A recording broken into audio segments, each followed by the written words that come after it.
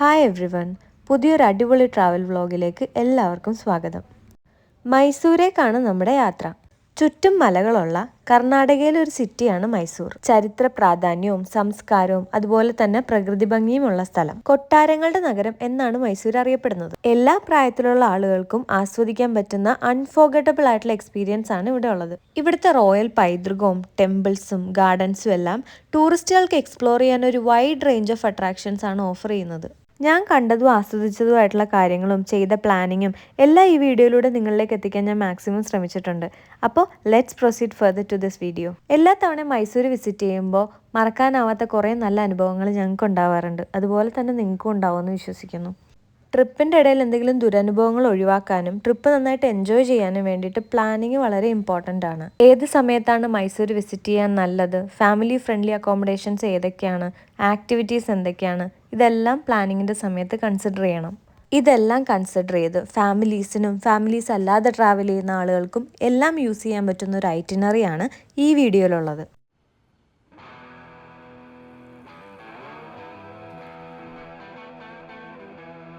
മൈസൂര് കർണാടകയുടെ സാംസ്കാരിക തലസ്ഥാനമാണ്. കേരളത്തിൽ നിന്നായാലും ബാംഗ്ലൂരിൽ നിന്നായാലും പെട്ടെന്ന് എത്താൻ പറ്റുന്ന സിറ്റി. അതുകൊണ്ട് തന്നെ വീക്കെൻഡ് ട്രിപ്പിനായാലും ലോങ് വെക്കേഷൻ ആയാലും മൈസൂർ ഒരു നല്ല ഓപ്ഷനാണ്. റോഡ് ട്രിപ്പിന്റെ കൺവീനിയൻസ് വേണമെങ്കിൽ അങ്ങനെ, ഇല്ലെങ്കിൽ പ്രകൃതി ഭംഗിയൊക്കെ ആസ്വദിച്ച് ട്രെയിനിൽ പോകണമെങ്കിൽ അങ്ങനെ. നിങ്ങളുടെ ഇഷ്ടവും മുൻഗണനയും അനുസരിച്ച് മൾട്ടിപ്പിൾ ട്രാവൽ ഓപ്ഷൻസ് അവൈലബിൾ ആണ്. നിങ്ങളുടെ ജേർണി സ്റ്റാർട്ട് ചെയ്യുന്നത് ബാംഗ്ലൂരിൽ നിന്നാണെങ്കിൽ റോഡ് ട്രിപ്പ് ഒരു അടിപൊളി ചോയ്സ് ആയിരിക്കും. അതാവുമ്പോൾ വഴിയോര കാഴ്ചകൾ ആസ്വദിക്കാനും നമ്മുടെ ഇഷ്ടത്തിനനുസരിച്ച് യാത്ര ചെയ്യാനും പറ്റും.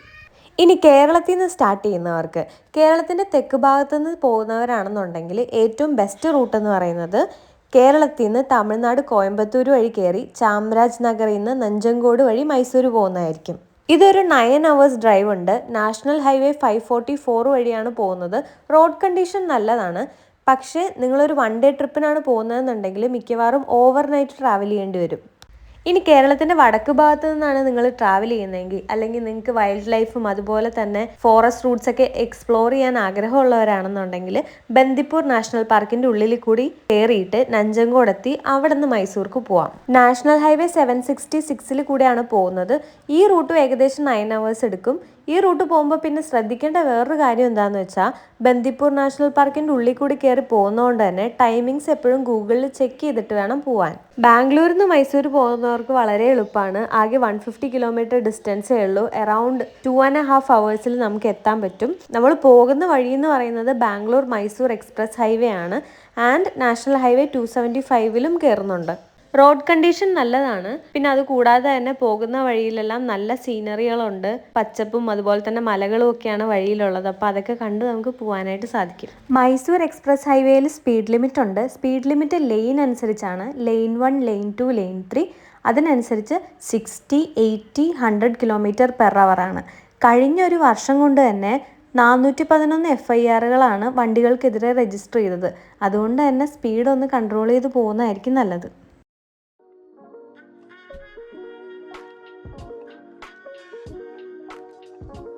മൈസൂരിൻ്റെ പൈതൃകം പോലെ തന്നെ പ്രശസ്തമാണ് അവിടുത്തെ ഭക്ഷണവും. ഇവിടുത്തെ വൺ ഓഫ് ദ മെയിൻ ഹോട്ടലാണ് മൈലാരി ഹോട്ടൽ. 1938 ഇത് സ്റ്റാർട്ട് ചെയ്തത്. മൈസൂരിൻ്റെ തനതായ രുചി എക്സ്പ്ലോർ ചെയ്യണമെന്നുള്ളവർക്ക് ഇത് വൺ ഓഫ് ദി ബെസ്റ്റ് ഓപ്ഷനാണ്. ഇവിടുന്ന് ബ്രേക്ക്ഫാസ്റ്റും കഴിച്ച് മൈസൂർ ജേർണി സ്റ്റാർട്ട് ചെയ്യാവുന്നതാണ്. ഇങ്ങോട്ട് കയറി ചെല്ലുമ്പോൾ തന്നെ നല്ല നെയ്യുള്ള ദോശയുടെയും ഫിൽറ്റർ കോഫിയുടെ ഒക്കെ സ്മെല്ലാണ് കേട്ടോ. ഇനി ദോശയോട് വലിയ താല്പര്യം ഇല്ലാത്തവർക്ക് ഇഡലി, വട അതുപോലത്തെ മറ്റുള്ള ഐറ്റംസ് അവൈലബിൾ ആണ്. പിന്നെ അത് കൂടാതെ തന്നെ അവിടുത്തെ ഫിൽറ്റർ കോഫി ഒരു മസ്റ്റ് ട്രൈ ഐറ്റം ആണ്. പിന്നെ ഇതൊരു ബഡ്ജറ്റ് റെസ്റ്റോറൻ്റ് ആണ്. ഞങ്ങൾ 3 പേര് അവിടെ നിന്ന് വയറ് നിറച്ച് ഭക്ഷണം കഴിച്ചിട്ടും ഒരു 500 താഴെ ആയിട്ടുണ്ടായിരുന്നുള്ളൂ.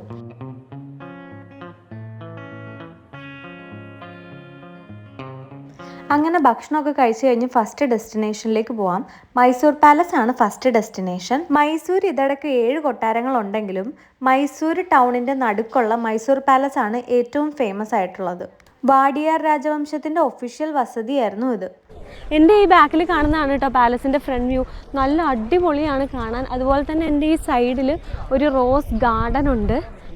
പിന്നെ രാത്രി ഇവിടെ ലൈറ്റ് ഷോയും ഉണ്ടാവാറുണ്ട് കേട്ടോ. അതും അടിപൊളിയാണ് കാണാൻ. പഴയ കോട്ടയ്ക്കുള്ളിലെ കൊട്ടാരം 14ാം നൂറ്റാണ്ടിൽ നിർമ്മിച്ചതാണ്. ഇപ്പോൾ ഉള്ളത് പുതിയ കൊട്ടാരമാണ്. പഴയ കൊട്ടാരം പലതവണ കത്തിക്കുകയും പിന്നെ പുനർനിർമ്മിക്കുകയും ചെയ്തിട്ടുണ്ട്.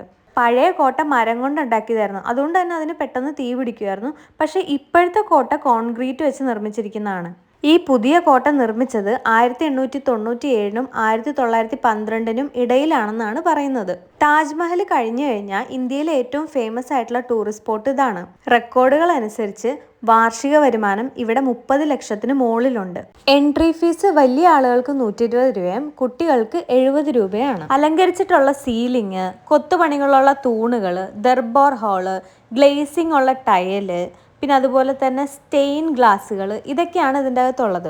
സ്വർണ്ണ ഹൗഡ എന്ന് പറയുന്ന ആന ഇരിപ്പിടം, അതുപോലെ തന്നെ പെയിന്റിങ്ങുകൾ, സ്വർണവും പിന്നെ രത്നങ്ങളും പതിപ്പിച്ചിട്ടുള്ള സിംഹാസനങ്ങൾ, പിന്നെ ഗോൾഡ് ചാരിയറ്റ്, അതായത് സ്വർണം കൊണ്ടുള്ള രഥം, ഇതൊക്കെ കൊട്ടാരത്തിൻ്റെ ഉള്ളിൽ പ്രദർശിപ്പിച്ചിട്ടുണ്ട്. മൈസൂർ പാലസിന്റെ ഹിസ്റ്ററി പറയുമ്പോൾ ഒഴിവാക്കാൻ പറ്റാത്ത വേറൊരു കാര്യമായിട്ട് എനിക്ക് തോന്നിയത് അതിന്റെ നിർമ്മാണ ചെലവാണ്. 1896 ചാമരാജ വാഡിയാരുടെ കാലത്താണ് പുതിയ കൊട്ടാരം നിർമ്മിക്കാൻ ഹെൻറി ഇർവിൻ എന്ന പേരുള്ള ഒരു ബ്രിട്ടീഷ് ആർക്കിടെക്റ്റിനെ ഏൽപ്പിക്കുന്നത്. പുള്ളി ഇന്ത്യൻ ആർക്കിടെക്ചറിനെ പറ്റി ഒരുപാട് പഠനങ്ങളൊക്കെ നടത്തി അവസാനം ഇൻഡോ സെറാസനിക് രീതിയിൽ 1912 ഈ കൊട്ടാരത്തിന്റെ നിർമ്മാണം പൂർത്തീകരിച്ചു. 41,47,913 രൂപയ്ക്കാണ് ഈ കൊട്ടാരം നിർമ്മിച്ചത്. എന്താല്ലേ, ഇപ്പോഴത്തെ കാലത്ത് ഈ പൈസക്ക് 2000 സ്ക്വയർ ഫീറ്റിന്റെ ഒരു വീട് പോലും വെക്കാൻ പറ്റൂല. അങ്ങനെ മൈസൂർ പാലസ് ഒക്കെ കണ്ടു കഴിഞ്ഞ് നേരെ ചാമുണ്ഡി ഹിൽസിലേക്ക് പോവാം. ഇതൊരു സ്പിരിച്വൽ പ്ലേസ് ആണ്. ചാമുണ്ഡി ക്ഷേത്രത്തിനടുത്തുള്ള കുന്നിന്റെ മുകളിൽ നേരത്തെ ഒരു അമ്പലം ഉണ്ടായിരുന്നത് കൊണ്ട് തന്നെ ചാമുണ്ഡി കുന്നിനെ മാർബല ബേട്ട അല്ലെങ്കിൽ മാബല ബേട്ട എന്നാണ് അറിയപ്പെട്ടിരുന്നത്. മഹാബല എന്ന് തന്നെയാണ് മാബല കൊണ്ട് ഉദ്ദേശിക്കുന്നത്. ഇത് ശിവന്റെ രൂപങ്ങളിൽ ഒന്നാണ് എന്നാണ് വിശ്വാസം. ഈ അമ്പലം 10ാം നൂറ്റാണ്ട് തൊട്ടേ ഇവിടെ ഉള്ളതാണെന്നാണ് പറയപ്പെടുന്നത്. സമുദ്രനിരപ്പിൽ നിന്ന് 1063 മീറ്റർ മുകളിലാണ് ചാമുണ്ഡി ഹിൽസ്. അതുകൊണ്ട് തന്നെ പോകുന്ന വഴിയൊക്കെ നല്ല വ്യൂ ആണ്. മഹിഷാസുരമർദ്ദിനിയായ ചാമുണ്ടേശ്വരിയുടെ ക്ഷേത്രമാണ് ചാമുണ്ഡി ഹിൽസിലുള്ളത്. പാതി വഴി എത്തുമ്പോൾ 4.9 മീറ്റേഴ്സ് പൊക്കവും 7.6 മീറ്റേഴ്സ് നീളവും ഉള്ള കറുത്ത കല്ലിൽ കൊത്തിയിട്ടുള്ള നന്ദിയുടെ വിഗ്രഹം കാണാം. പുരാണങ്ങൾ പ്രകാരം മഹിഷാസുരൻ താമസിച്ചിരുന്നതുകൊണ്ട് തന്നെ മഹഷിയൂർ എന്നാണ് മൈസൂരിനെ അറിയപ്പെട്ടിരുന്നത്. പിന്നീട് ബ്രിട്ടീഷ് ഭരണകാലത്ത് അത് മാറ്റി മൈസൂർ ആക്കിയതാണ്. മഹിഷാസുരനെ വധിച്ച ദേവിയാണ് ചാമുണ്ടേശ്വരി. ക്ഷേത്രത്തിലേക്ക് എത്താൻ 1008 പടവുകളുണ്ട്. കുറച്ച് കഷ്ടപ്പെട്ടിട്ടാണെങ്കിലും മുകളിലേക്ക് എത്തിക്കഴിഞ്ഞാൽ മൈസൂർ സിറ്റിയുടെ പനോരമിക് വ്യൂ ആണ് കിട്ടുന്നത്. ചാമുണ്ഡി ഹിൽസിന്റെ മുകളിൽ ഒത്തിരി ഫോട്ടോജനിക് സ്പോട്ടുകളുണ്ട്. അപ്പോൾ അവിടെ ഫോട്ടോയൊക്കെ എടുത്ത് ഒരു 2 hours അവിടെ സ്പെൻഡ് ചെയ്യാവുന്നതാണ്. അവിടെ നിന്ന് നോക്കുമ്പോൾ മൈസൂർ പാലസും മൈസൂർ പാലസിന്റെ മുൻവശത്തുള്ള റോസ് ഗാർഡനും എല്ലാം വിശദമായിട്ട് കാണാൻ കഴിയും. സൺറൈസിന്റെയോ സൺസെറ്റിന്റെയോ സമയത്ത് ചാമുണ്ഡി ഹിൽസ് സന്ദർശിക്കുന്നവർക്ക് അത് അവിടെ നിന്ന് ആസ്വദിക്കാനായിട്ട് സാധിക്കും. അങ്ങനെ ചാമുണ്ഡി ഹിൽസിൽ ഒരു 2 hours സ്പെൻഡ് ചെയ്ത് കഴിഞ്ഞിട്ട് നേരെ ബാക്ക് ടു മൈസൂർ സിറ്റി പോകാവുന്നതാണ്. അവിടെയാണ് 3rd ഡെസ്റ്റിനേഷൻ. തിരിച്ച് ഡ്രൈവ് ചെയ്യുന്ന വഴിയും വിഷ്വലി ബ്യൂട്ടിഫുൾ ആണ്. മൂന്നാമത്തെ നമ്മുടെ ഡെസ്റ്റിനേഷനാണ് സെന്റ് ഫിലോമിനാസ് ചർച്ച്. ഇന്ത്യയിലുള്ള ഏറ്റവും വലിയ പള്ളികളിൽ ഒന്നാണ് സെന്റ് ഫിലോമിനാസ് ചർച്ച്. ഇവിടെ എൻട്രി ഫീസ് ഇല്ല. പള്ളിയുടെ ബാക്കിൽ പാർക്കിങ്ങും അവൈലബിൾ ആണ്. അതിനും പ്രത്യേകിച്ച് ചാർജസ് ഒന്നുമില്ല. ഇവിടെ ഒരു 30 to 45 മിനിറ്റ്സ് സ്പെൻഡ് ചെയ്യാവുന്നതാണ്. 1936 മഹാരാജ കൃഷ്ണരാജ വാഡിയാർ 4ാമന്റെ കാലത്താണ് ഈ പള്ളി പണിയെഴുപ്പിച്ചത്. നിയോ ഗോത്തിക് സ്റ്റൈലിലാണ് ഈ പള്ളിയുടെ നിർമ്മാണം. 1843 മഹാരാജ കൃഷ്ണവാഡിയാർ 3ാമന്റെ കാലത്താണ് ഇതേ സ്ഥലത്തൊരു പള്ളി പണിതത്. 1933 ഇന്നത്തെ പള്ളിയുടെ തറക്കല്ലിടുന്ന സമയത്തുണ്ടായിരുന്ന ഒരു ലിഖിതത്തിൽ ഇങ്ങനെയാണ് പറയുന്നത്: ആ ഒരേ ഒരു ദൈവത്തിന്റെ നാമത്തിൽ, പ്രകാശത്തിന്റെ പ്രപഞ്ചത്തെയും ലൗകിക ലോകത്തെയും സൃഷ്ടിക്കുകയും സംരക്ഷിക്കുകയും വാഴുകയും ചെയ്യുന്ന പ്രപഞ്ച കർത്താവ്, സൃഷ്ടിക്കപ്പെട്ട എല്ലാ ജീവജാലങ്ങളുടെയും സമന്വയം, ലോകത്തിന്റെ ജ്ഞാനോദയമായ യേശു ക്രിസ്തു മനുഷ്യനായി അവതരിച്ച് 1843 വർഷങ്ങൾക്ക് ശേഷമാണ് ഈ പള്ളി നിർമ്മിച്ചത് എന്നാണ്. പണ്ട് മുതൽക്കേ ഇവിടെ മതേതരത്വമുള്ള ഒരു പൈതൃകം നിലനിന്നിരുന്നു എന്നതിന് ഉദാഹരണമാണ് ഈ പള്ളി. അത് തന്നെയാണ് ഈ പള്ളിയുടെ ചരിത്ര പ്രാധാന്യവും. 1933 ഒക്ടോബർ 28 അന്നത്തെ മൈസൂർ മഹാരാജാവായിരുന്ന കൃഷ്ണരാജ വാഡിയാർ 4ാമനാണ് ഇന്ന് കാണുന്ന പള്ളിയുടെ തറക്കല്ലിട്ടത്.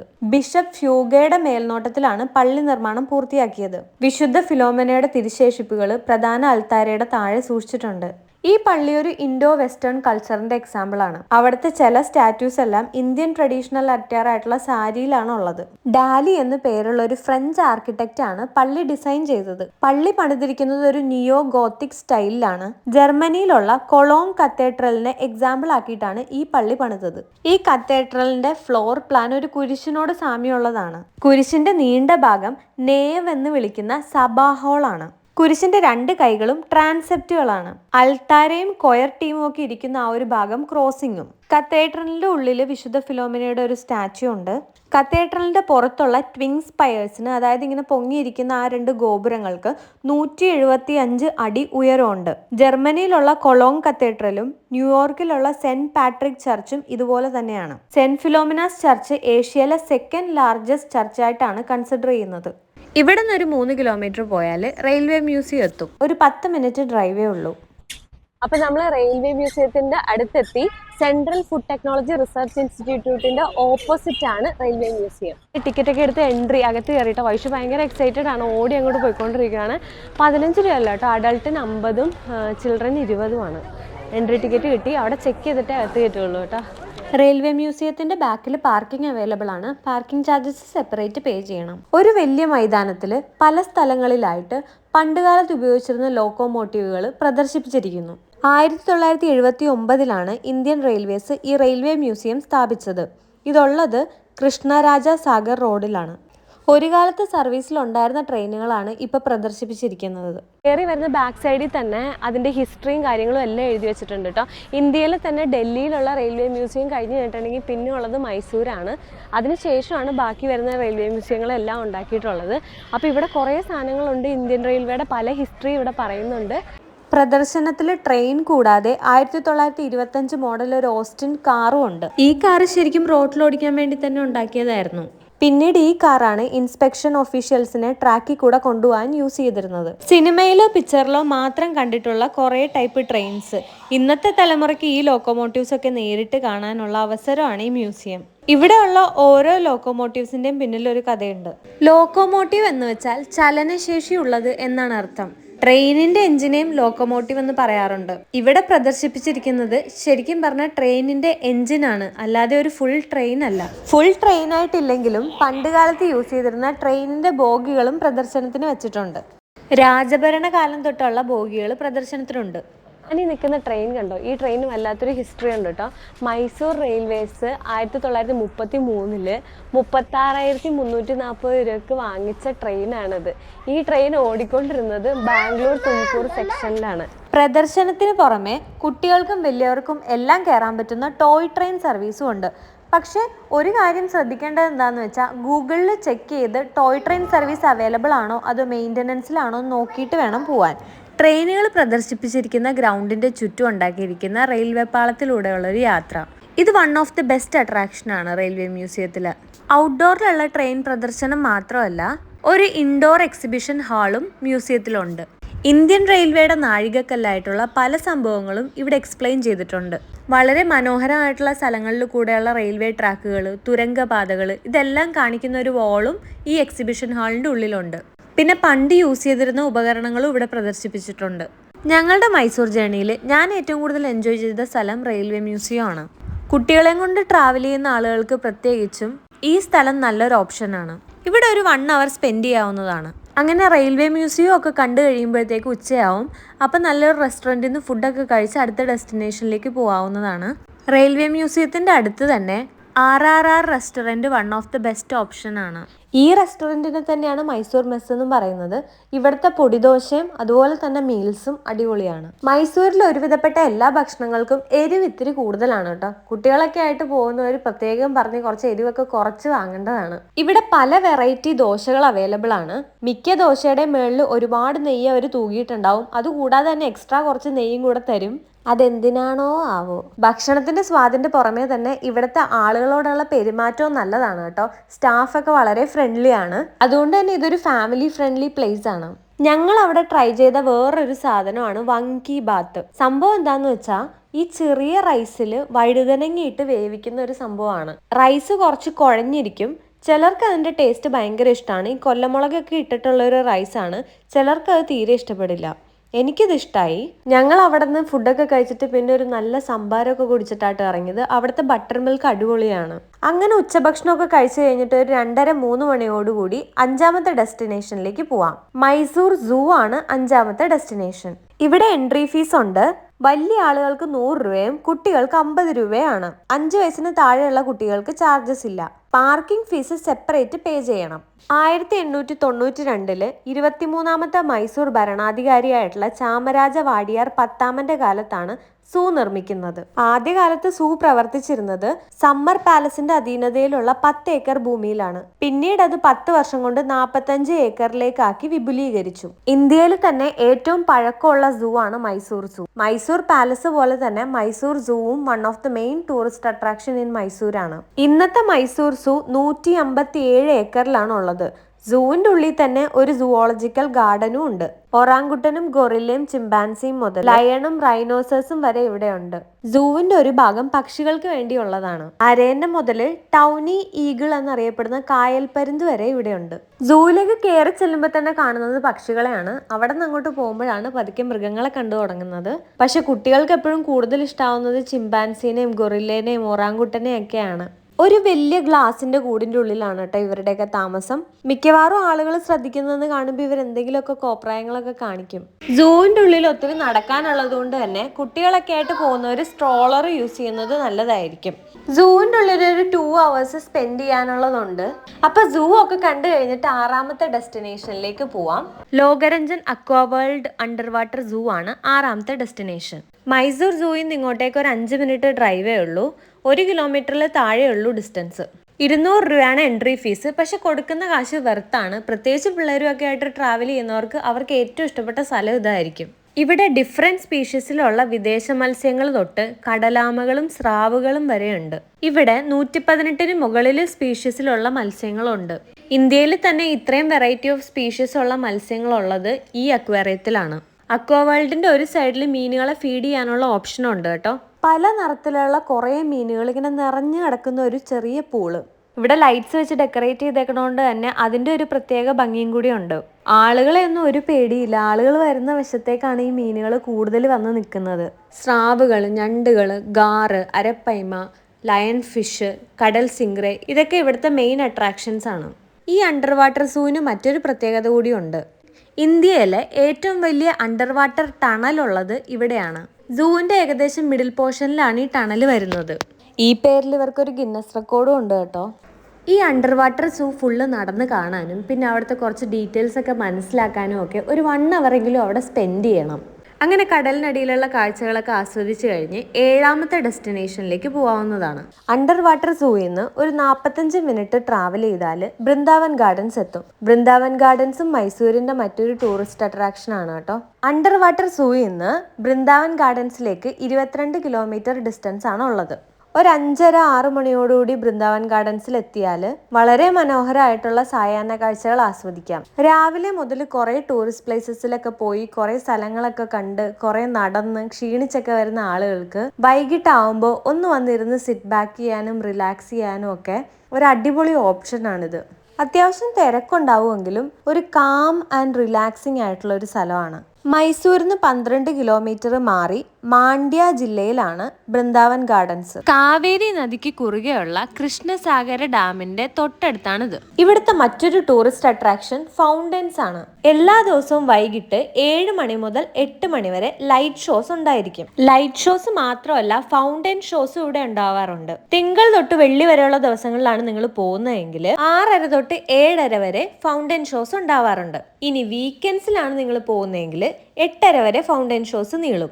ബൃന്ദാവൻ ഗാർഡൻസിലെ one of the main attraction fountain shows ആയതുകൊണ്ട് തന്നെ ബാക്കി എല്ലാ സ്ഥലങ്ങളിലും പോയി ആസ്വദിച്ച് എല്ലാം കഴിഞ്ഞ് ബൃന്ദാവൻ ഗാർഡൻസിലേക്ക് എത്തുന്നതായിരിക്കും നല്ലത്.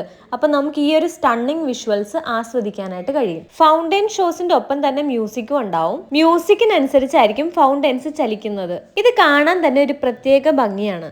ഗാർഡന്റെ നിർമ്മാണ പ്രവർത്തനങ്ങൾ 1927 ആരംഭിച്ച് 1932 പൂർത്തീകരിക്കുന്നത്. വർഷത്തിൽ 20 ലക്ഷം സഞ്ചാരികൾ ഇവിടെ വന്നു പോകുന്നുണ്ടെന്നാണ് കണക്ക്. മൈസൂരിലേക്ക് യാത്ര ചെയ്യുന്നവർ മാത്രമല്ല ശ്രീരംഗപട്ടണത്തിലേക്ക് പോകുന്നവർക്കും ഇത് one of the main tourist attraction ആണ്. മൈസൂരിന്റെ ദിവാനായിരുന്ന സർ മിർസ ഇസ്മായിൽ ആണ് ബൃന്ദാവൻ ഗാർഡൻസ് സ്ഥാപിക്കുന്നത്. കർണാടക സർക്കാരിന്റെ കീഴിലുള്ള കാവേരി ഇറിഗേഷൻ കോർപ്പറേഷൻ ആണ് ഗാർഡൻസ് മെയിൻറ്റെയിൻ ചെയ്യുന്നത്. ഇവിടുത്തെ എൻട്രി ഫീസ് വലിയ ആളുകൾക്ക് 50 രൂപയും കുട്ടികൾക്ക് 20 രൂപയാണ്. ഫോറിൻ നാഷണൽസിലാണെങ്കിൽ 100 രൂപയാണ്. ക്യാമറ അകത്തേക്ക് കൊണ്ടുപോകാൻ എക്സ്ട്രാ 50 രൂപ കൊടുക്കേണ്ടതാണ്. പാർക്കിംഗ് ചാർജസ് സെപ്പറേറ്റ് പേ ചെയ്യണം കേട്ടോ. ഒത്തിരി ക്രൗഡഡ് ആയിട്ടുള്ള സ്ഥലങ്ങളൊന്നും ഇഷ്ടപ്പെടാത്ത ആളുകൾക്ക് രാവിലെ ബൃന്ദാവൻ ഗാർഡൻസ് സന്ദർശിക്കുന്നതായിരിക്കും നല്ലത്.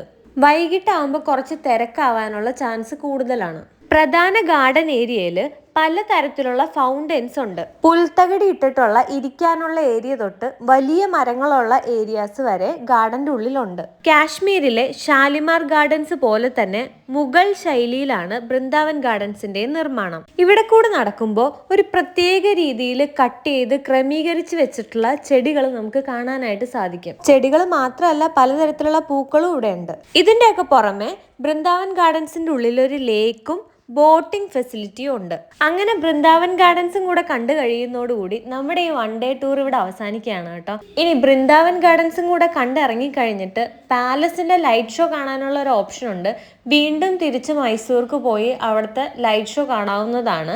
അന്നത്തെ ദിവസം മൈസൂര് തന്നെ സ്റ്റേ ചെയ്യുന്നവർക്ക് അതൊരു നല്ല ഓപ്ഷൻ ആയിരിക്കും. ഇനി മൈസൂര് സ്റ്റേ ചെയ്യാതെ തിരിച്ചു പോരുന്നവർക്കാണെങ്കിൽ പാലസിലെ ലൈറ്റ് ഷോ മിക്കവാറും മിസ് ചെയ്യാനുള്ള ചാൻസ് ഉണ്ട്. ഇനി അവിടെ സ്റ്റേ ബാക്ക് ചെയ്യാൻ ഉദ്ദേശിക്കുന്നവർക്കായിട്ട് ഫാമിലി ഫ്രണ്ട്ലി ആയിട്ടുള്ള ബഡ്ജറ്റ് സ്റ്റേ ഹോട്ടൽസിൽ ഒന്ന് ഇതാണ്. ഇവിടെയാണ് ഞങ്ങൾ സ്റ്റേ ചെയ്തത്. ആക്ച്വലി ഇതൊരു ഹോട്ടൽ അല്ല, റിസോർട്ടാണ്. ബിഹംഗാമ ഹോം സ്റ്റേ എന്നാണ് ഇതിന്റെ പേര്. ബഡ്ജറ്റ് റേറ്റിൽ ഒരു പ്രൈവറ്റ് വില്ലയാണ് നമുക്ക് കിട്ടുന്നത്. ഒരു ലിവിംഗ് റൂമും അതുപോലെ തന്നെ ഒരു ബെഡ്റൂമും ഉണ്ടാവും. ബെഡ്റൂമിന്റെ കൂടെ തന്നെ അറ്റാച്ച്ഡ് ബാത്റൂമും ഉണ്ടാവും. ലിവിംഗ് റൂമിന്റെ ഉള്ളിൽ സെപ്പറേറ്റ് ബെഡ് കിട്ടുന്നതാണ്. സോഫയും ഉണ്ടാവും. അതുകൊണ്ട് തന്നെ ഫാമിലി ആയിട്ട് ട്രാവൽ ചെയ്യുന്നവർക്ക് ഇതൊരു നല്ല ഓപ്ഷൻ ആയിരിക്കും. ഒരു 6 പേരെ വരെ ഇവിടെ ഈസി ആയിട്ട് അക്കോമഡേറ്റ് ചെയ്യാൻ പറ്റും. അങ്ങനെ നോക്കുമ്പോൾ പെർ ഹെഡ് സ്റ്റേയിങ് കോസ്റ്റ് വളരെ കുറവായിരിക്കുമെന്ന് മാത്രമല്ല, റിസോർട്ടിന്റെ എല്ലാ ഫെസിലിറ്റീസും നമുക്ക് യൂസ് ചെയ്യുകയും ചെയ്യാം. പോസ്റ്റ് വെഡിങ് ഷൂട്ടിനും ഹണിമൂണിനും ഒക്കെ ആയിട്ട് വരുന്ന കപ്പിൾസിനും ഇതൊരു നല്ല ഓപ്ഷനാണ്. ഫോട്ടോ എടുക്കാൻ വേണ്ടിയിട്ടുള്ള കുറച്ച് സാധനങ്ങൾ അവരവിടെ ഉണ്ടാക്കി വെച്ചിട്ടുണ്ട്. ലവ് ചിഹ്നം, ബട്ടർഫ്ലൈ, പിന്നെ അതുപോലെ തന്നെ ആർട്ടിഫിഷ്യൽ പ്ലാന്റ്സ് വെച്ച് അലങ്കരിച്ചിട്ടുള്ള തൂണുകൾ. ഇതൊക്കെ രാത്രി കാണാനും ഒരു പ്രത്യേക ഭംഗിയാണ്. കാരണം എന്താന്ന് വെച്ചാൽ ഈ ഉണ്ടാക്കി വെച്ചിരിക്കുന്ന ഐറ്റംസ് എല്ലാം ഒരു വാം LED ലൈറ്റ് വെച്ച് ഡെക്കറേറ്റ് ചെയ്തിട്ടാണ് വെച്ചിട്ടുള്ളത്. രാത്രി ആകുമ്പോൾ ഈ ലൈറ്റൊക്കെ ഓൺ ചെയ്യുമ്പോൾ ഒരു യെല്ലോ ഷെയ്ഡ് നമ്മൾ എടുക്കുന്ന ഫോട്ടോസിൽ വരും. ആ ഷെയ്ഡ് കാണാനും നല്ല ഭംഗിയാണ്. അതായത് ഫോട്ടോസിൽ കാണാനും നല്ല ഭംഗിയാണ്, നേരിട്ട് കാണാനും നല്ല ഭംഗിയാണ്. ഞങ്ങൾ അവിടെ ചെന്ന സമയത്ത് കുറച്ച് പേര് അവിടെ പ്രീ വെഡിങ് ഷൂട്ടിനായിട്ട് വന്നിട്ടുണ്ടായിരുന്നു. ഞങ്ങൾ മൈസൂർ കാഴ്ചകളൊക്കെ കണ്ട് വൈകിട്ടാണ് ഇങ്ങോട്ടേക്ക് എത്തിയത്. എൻ്റെ ഒരു ഊഹം ശരിയാണെങ്കിൽ അവർ പകലെല്ലാം ഷൂട്ട് ചെയ്ത് കഴിഞ്ഞിട്ട് വൈകിട്ട് വാം ലൈറ്റിലുള്ള പിക്സ് എടുക്കാൻ വേണ്ടിയിട്ട് വെയിറ്റ് ചെയ്യുമായിരുന്നു. ഞങ്ങൾ റൂമൊക്കെ കിട്ടി സെറ്റിലായ സമയത്ത് അവർ വാം ലൈറ്റിലുള്ള പിക്സ് എടുക്കുന്നുണ്ടായിരുന്നു.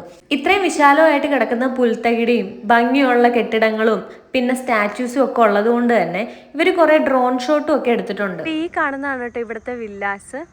സെപ്പറേറ്റ് വില്ലയാണ്. ഫ്രണ്ടിൽ വരാന്ത പോലത്തെ ഏരിയ ഒക്കെ ഉണ്ട്. നമ്മുടെ വില്ല നമ്പർ 103 ആണ്. അപ്പോൾ ഇനി പോയിട്ട് അത് നോക്കട്ടെ.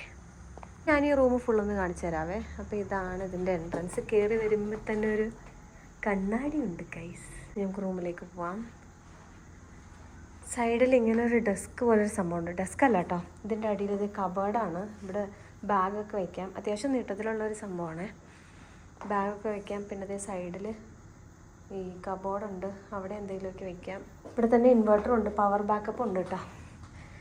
യെസ്, ഈ ഹോളിൽ തന്നെ ഒരു കോഫി ടേബിളും സോഫയും ഉണ്ട്. പിന്നെ ഒരു എക്സ്ട്രാ ബെഡ് അവർ പ്രൊവൈഡ് ചെയ്യുന്നുണ്ട്. TV യും ഉണ്ട്. ഈ സൈഡിൽ കർട്ടനാണ്. കർട്ടൻ മാറ്റി നോക്കാം. ഓ, ആ വ്യൂ കണ്ടോ? ഈ ബാൽക്കണിയിലാണ് നേരത്തെ കണ്ട ആ 2 ചെയറും പിന്നെ ചെറിയൊരു ടേബിളും. ഇവിടുന്ന് ചായ കുടിക്കാൻ അടിപൊളിയാണ്. പിന്നെ ആ വ്യൂ കണ്ടോ? ഇപ്പോൾ ഒരു 6 മണിയൊക്കെ ആവാൻ പോവാണ്. ഇതിൻ്റെ സൈഡിൽ നല്ല സൺസെറ്റ് കാണാൻ പറ്റുന്നുണ്ട്. അപ്പോൾ ബാക്ക് ടു റൂം. നെക്സ്റ്റ് ബെഡ്റൂമാണ്. അത്യാവശ്യം നല്ല നീറ്റ് ആൻഡ് ക്ലീൻ ആയിട്ടുള്ള ഒരു അടിപൊളി ബെഡ്റൂമാണ്. പിന്നെ സൈഡിൽ കബോർഡുണ്ട്. പിന്നെ അത്യാവശ്യം സ്റ്റോറേജ് സ്പേസ് ഉണ്ട്. ബെഡ്ഷീറ്റും ഇതൊക്കെയാണ് ഉണ്ട്.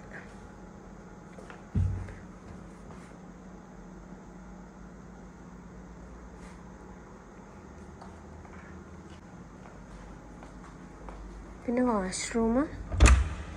അപ്പോൾ നെക്സ്റ്റ് വാഷ്റൂം അത്യാവശ്യം സ്പേഷ്യസ് ആയിട്ടുള്ളൊരു washroom, dry area wet area ഒക്കെ സെപ്പറേറ്റ് ഉള്ള ഒരു വാഷ്റൂമാണ്. ടോയ്ലറ്ററീസ് ഒക്കെ അവർ പ്രൊവൈഡ് ചെയ്യുന്നുണ്ട്.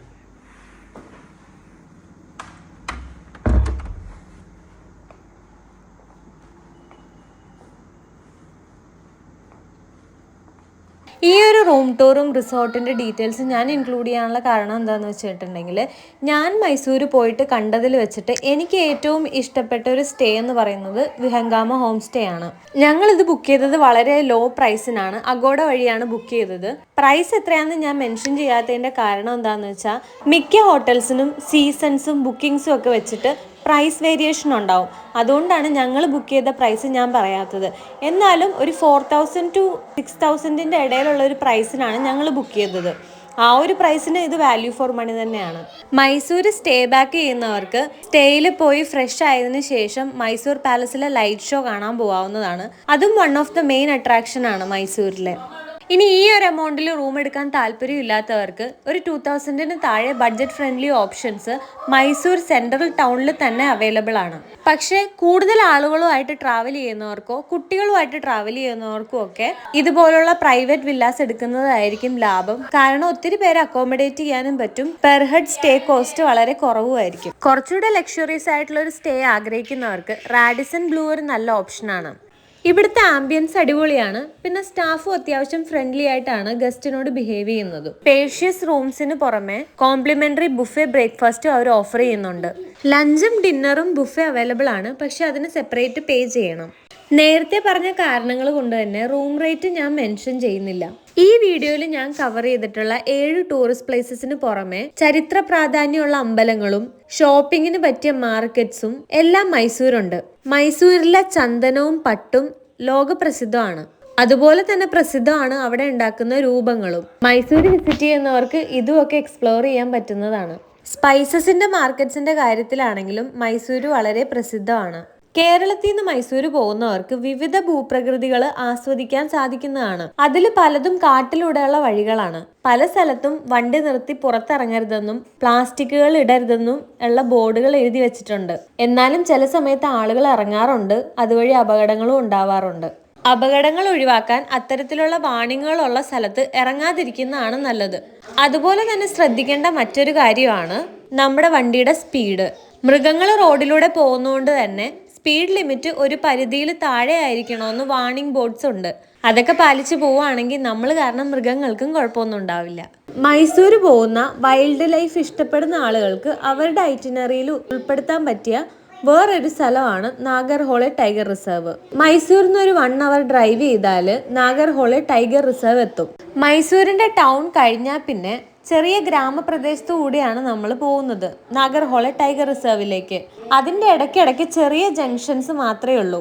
അതുകൊണ്ട് തന്നെ ഭക്ഷണ സാധനങ്ങളും വെള്ളവും നേരത്തെ വാങ്ങി സൂക്ഷിക്കുന്നത് നന്നായിരിക്കും, പ്രത്യേകിച്ചും കുട്ടികളായിട്ട് ട്രാവൽ ചെയ്യുന്ന ആളുകൾ.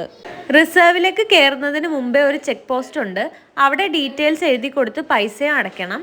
ചെറിയൊരു എൻട്രി ഫീസ് മാത്രമേ ഉള്ളൂ. പക്ഷെ 1 മണിക്കൂറിനുള്ളിൽ ഒരു ചെക്ക് പോസ്റ്റിൽ നിന്ന് മറ്റേ ചെക്ക് പോസ്റ്റിലേക്ക് എത്തിയില്ലെങ്കിൽ പെനാൽറ്റി ഉണ്ട്. അതായത് നാഗർഹോളെ ടൈഗർ റിസർവിന്റെ സ്റ്റാർട്ടിങ്ങിലും എൻഡിങ്ങിലും ചെക്ക് പോസ്റ്റ് ഉണ്ട്. നമ്മൾ കയറുന്ന ചെക്ക് പോസ്റ്റിൽ നിന്ന് ട്രാവൽ ചെയ്ത് ഇറങ്ങുന്ന ചെക്ക് പോസ്റ്റിലേക്ക് എത്താൻ എടുക്കുന്ന സമയം 1 മണിക്കൂർ ആയിരിക്കണം എന്നാണ് അവർ പറയുന്നത്. ടൈഗർ റിസർവിന്റെ ഉള്ളിൽ കൂടുതൽ സമയം സ്പെൻഡ് ചെയ്ത് അവിടെ എന്തെങ്കിലും അപകടങ്ങൾ ഉണ്ടാവാതിരിക്കാൻ വേണ്ടിയിട്ടാണ് അവർ ഇത്തരത്തിലൊരു നിബന്ധന വെച്ചിരിക്കുന്നത്. ചെക്ക് പോസ്റ്റിന്റെ അടുത്ത് കെട്ടിയിട്ടിരിക്കുന്ന ഒരു ആനേനെയും കാട്ടിലേക്ക് കടന്നപ്പോൾ കുറെ മാനുകളെ അല്ലാതെ ടൈഗറിനെ ഒന്നും ഞങ്ങൾ കണ്ടില്ല.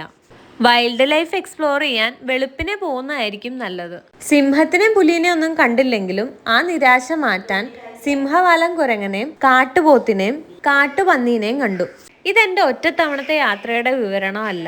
ഞാൻ പലതവണ മൈസൂര് പോയിട്ടുണ്ട്. ആ സമയത്തൊക്കെ ഞാൻ കണ്ടതും ആസ്വദിച്ചതുമായിട്ടുള്ള കാഴ്ചകളും പഠിച്ചതായിട്ടുള്ള കാര്യങ്ങളും ഒക്കെയാണ് ഈ വീഡിയോയിൽ ഉൾപ്പെടുത്തിയിരിക്കുന്നത്.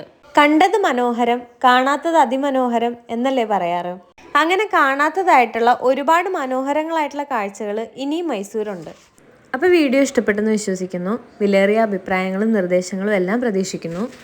ഈ വീഡിയോയിൽ ഇത്രയേ ഉള്ളൂ. വേറൊരു വീഡിയോ ആയിട്ട് വീണ്ടും കാണാം. Till then bye.